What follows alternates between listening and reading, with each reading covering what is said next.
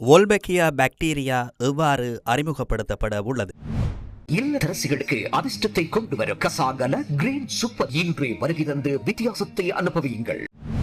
உலக நுளம்பு ஒழிப்பு சங்கத்தை பிரதிநிதித்துவப்படுத்தி நாட்டிற்கு வருகை தந்துள்ள ஆஸ்திரேலிய விஞ்ஞானிகள் குழுவொன்று வோல்பெக்கியா பாக்டீரியாவை நாட்டில் உற்பத்தி செய்யும் திட்டம் தொடர்பில் ஆராய்ந்தது. இந்த தொழில்நுட்பத்தின் ஊடாக இந்த நாட்டில் வோல்பெக்கியா பாக்டீரியாவை உற்பத்தி செய்வதற்கு முன்மொழியப்பட்ட இடங்களையும் அவர்கள் பார்வையிட்டதாக டெங்கு ஒழிப்பு பிரிவு குறிப்பிட்டுள்ளது.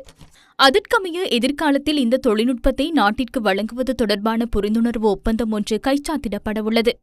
இதனிடையே சம்பந்தப்பட்ட திட்டத்திற்காக கொழும்பு மாநகர சபை எல்லைக்குள் காணியொன்றை வழங்குவதற்கு தற்போது கொள்கை அளவிலான இணக்கப்பாடு எட்டப்பட்டுள்ளதாக கொழும்பு மாநகர சபை மேயர் ராய்கலி பல்தசார் தெரிவித்துள்ளார். வழங்கப்படும் காணி தொடர்பாக எதிர்வரும் 21ஆம் தேதி இறுதி தீர்மானம் எடுக்கப்படும் என மேயர் குறிப்பிட்டுள்ளார். வோல்பெக்கியா என்றால் என்ன? வோல்பெக்கியா பாக்டீரியாவை வெளியிடுவது உலகின் பல நாடுகள் டெங்கு ஒழிப்பிற்காக பயன்படுத்தும் ஒரு வெற்றிகரமான முறையாகும். இந்தோனேஷியா, சிங்கப்பூர், லாவோஸ், ஆஸ்திரேலியா உள்ளிட்ட 15 நாடுகளில் இந்த பாக்டீரியா வெற்றிகரமாக பயன்படுத்தப்பட்டு வருகின்றது.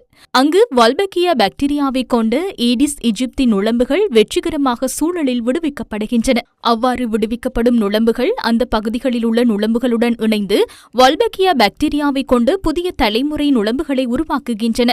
பாதுகாப்பான பிரிவை சேர்ந்த இந்த நுளம்புகள் டெங்கு, சிக்கன்குனியா போன்ற நோய்களை கட்டுப்படுத்துவதாக உலக நுளம்பு ஒழிப்பு திட்டம் தெரிவிக்கின்றது. தற்போது அதிகளவான டெங்கு நோயாளர்கள் பதிவாகும் பகுதிகள் இவை. டெங்கு பதிவுகள் குறைந்த பகுதிகள் உள்ளனவா? கொழும்பு, கம்பஹா, கண்டி மற்றும் பதுளை ஆகிய மாவட்டங்களில் டெங்கு நோயாளர்களின் எண்ணிக்கை மேலும் அதிகரித்துள்ளதாக தேசிய டெங்கு ஒழிப்பு பிரிவு தெரிவித்துள்ளது. இருப்பினும் மாத்தறை, காலி, மாத்தளை மற்றும் ரத்தினபுரி ஆகிய மாவட்டங்களில் டெங்கு நோயாளர்கள் பதிவாகும் வேகம் வீழ்ச்சியடைந்துள்ளது. நுளம்பு ஒழிப்பு திட்டங்களின் முன்னேற்றம். பல பகுதிகளில் டெங்கு ஒழிப்பு திட்டங்கள் தொடர்ச்சியாக முன்னெடுக்கப்பட்டு வருகின்றன. மஹரகம சுகாதார வைத்திய அதிகாரி அலுவலகத்தினால் டெங்கு பரவக்கூடிய வளாகங்களுக்கு எதிராக தொடரப்பட்ட வழக்குகளை பரிசீலித்த கங்குடவில நீதவான் நீதிமன்றம் 21 லட்சம் ரூபாய் அபராதம் விதித்துள்ளது. டெங்கு பரவிய இடங்களுக்காக ஒரு நாளில் விதிக்கப்பட்ட அதிகபட்ச அபராத தொகையாக 21 லட்சம் ரூபாய் நீதவான் நீதிமன்றத்தினால் அபராதமாக விதிக்கப்பட்டது. எனவே எதிர்காலத்தில் இந்த திட்டங்கள் முன்னரை போன்றே முன்னெடுக்கப்படும். அதனால் உங்களது வளாகத்தையும் சுத்தமாக வைத்திருங்கள், இல்லையெனில் நீங்களும் அபராதம் செலுத்த வேண்டியிருக்கும். இதனிடையே தமது அதிகார வரம்பிற்குள் டெங்கு பரவக்கூடிய வகையில் உள்ள பாழடைந்த வெற்றி நிலங்கள் தொடர்பாக இன்று முதல் கடுமையான சட்டங்களை அமல்படுத்த கொட்டிகாவத்தை முல்லேரிய பிரதேச சபை தீர்மானித்துள்ளது. கொட்டிகாவத்தை முல்லேரியா பிரதேச சபையிலேயே அடையாளம் காணப்பட்ட 150க்கு மேற்பட்ட வெற்று காணிகள் உள்ளன.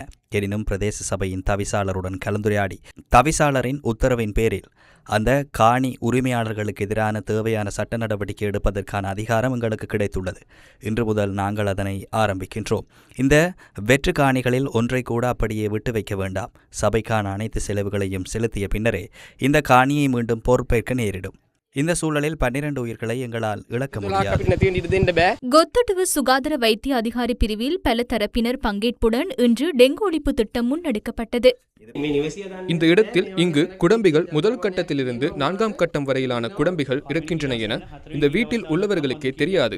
வெளியிலுள்ள நீர்நிலைகளுக்கு சென்று முட்டையிட தேடும் போது இடம் கிடைக்காததால் வீட்டுக்குள்ளே வந்து முட்டையிடுகின்றன. அதனால்தான் வீட்டுக்கு உள்ளேயும் வெளியேயும் கட்டாயமாக பாருங்கள் என்று கூறுகின்றேன். பிலியந்தலை, தொல்லைக்கணத்து உள்ளிட்ட சில பகுதிகளில் இன்று வீடுகள் பரிசோதிக்கப்பட்டதுடன் நுளம்பு பெருகும் வகையில் வளாகத்தை பராமரித்த நபர்களுக்கு எதிராக சட்ட நடவடிக்கை எடுக்கப்படவுள்ளது. களுத்துறை மாவட்டத்தில் அத்துலகம பகுதியை கேந்திரமாக கொண்டு இன்று டெங்கு ஒழிப்பு திட்டம் முன்னெடுக்கப்பட்டது. இதற்காக ட்ரோன் கேமராக்களும் பயன்படுத்தப்பட்டன. கண்டி நகரை சுற்றியுள்ள பகுதிகளில் இன்று பெருமளவிலானோரின் பங்கேற்புடன் டெங்கு ஒழிப்பு திட்டம் முன்னெடுக்கப்பட்டது. 28 புகைமூட்டும் இயந்திரங்களை பயன்படுத்தி தலதா மாளிகை வளாகம் உள்ளிட்ட கண்டி நகரம் முழுவதையும் உள்ளடக்கும் வகையில் புகைமூட்டும் பணிகள் மேற்கொள்ளப்பட்டன.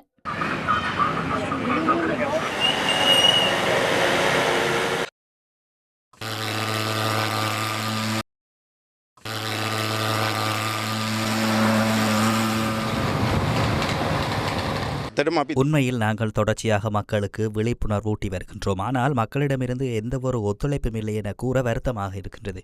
பொது இடங்களின் நுளம்புகள் பெருகும் இடங்களை அதிகரிப்பதனூடாக அவைகள் எமது உயிர்களுக்கு ஆபத்தை விளைவிக்கின்றன. கந்தளாய் பேராறு கிராமத்தில் சுகாதார அதிகாரிகள், போலீசார், இராணுவத்தினர் உள்ளிட்ட பலரின் பங்கேற்புடன் இன்று டெங்கு ஒழிப்பு திட்டங்கள் முன்னெடுக்கப்பட்டன. இவையெல்லாம் டெங்கு நுளம்புகள் பெருகக்கூடிய இடங்கள். எங்கள் பகுதியில் 67 நோயாளர்கள் இருக்கின்றார்கள். இந்த முறையில் மேலும் தொடர அனுமதிக்க முடியாது. இப்போது அனைத்தையும் சுத்தப்படுத்த வேண்டும். டெங்கு ஒழிப்பிற்கு மக்களின் ஒத்துழைப்பு கிடைக்கின்றதா? டெங்கு ஒழிப்பு திட்டங்களுக்கு மக்களின் ஒத்துழைப்பு மேலும் கிடைக்க வேண்டும் என சுகாதார அதிகாரிகள் தொடர்ச்சியாக வலியுறுத்தி வருகின்றனர்.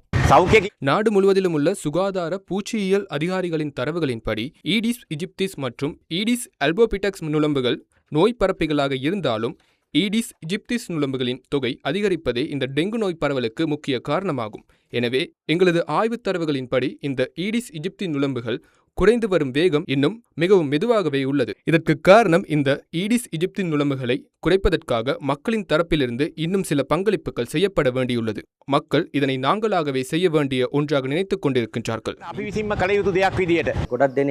பலரது அலட்சிய போக்கு காணப்படுகின்றது. நாட்டில் இவ்வளவு பெரிய பேரழிவு நிலவும் வேளையிலும் வீடுகளை சுத்தமாக வைத்திருக்கும் நிலை மிகவும் குறைவாகவே காணப்படுகின்றது. இந்த புகைமூட்டும் பணிகளால் மட்டும் இந்த டெங்குவை ஒழிக்க முடியாது. மக்களிடம் நாங்கள் பிரதானமாக விடுக்கும் கோரிக்கையாகும். உங்களது பங்களிப்பு எங்களுக்கு அத்தியாவசியமானது.